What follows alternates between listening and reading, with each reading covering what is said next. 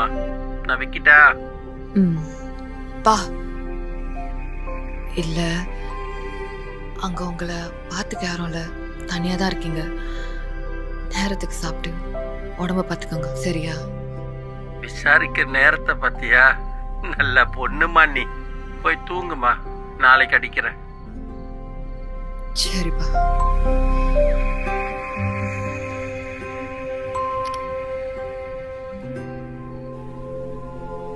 ரத்ன காவேரி, உன்னோட மருமகனால கூடிய சீக்கிரம் இந்த வீட்டுல சில தெய்வ வழிபாடு வரப்போகுது. மணி சத்தமும் அந்த தெய்வங்களோட பாடல்களும் இருக்கிற இடத்துல நான் இருக்க முடியாது, உனக்கு நல்லா தெரியும். ஒவ்வொரு தடவையும் உன்னோட முயற்சிக்கு எல்லாம் உன் மகனே தடையா இருக்கிறான். உன்னோட மருமகளோட மனசு ரொம்ப பலவீனமானாதான் நம்ம பூஜை எல்லாம் படிக்கும். இதெல்லாம் உன்னோட மகன் இருக்கிற வரைக்கும் நடக்குமான்னு தெரியல. அவ பூஜை மேல வாங்கினதும் தெய்வ வழிபாட்ட ஆரம்பிச்சா நம்மனால ஒண்ணும் பண்ண முடியாது.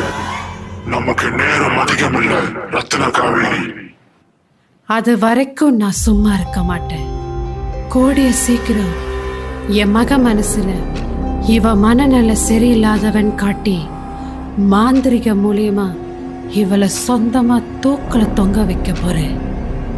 இவளோட சாவு என் மகனுக்கு மனநல சரியில்லாதவ தற்கொலை பண்ணிக்கிட்ட மாதிரி இருக்கும்.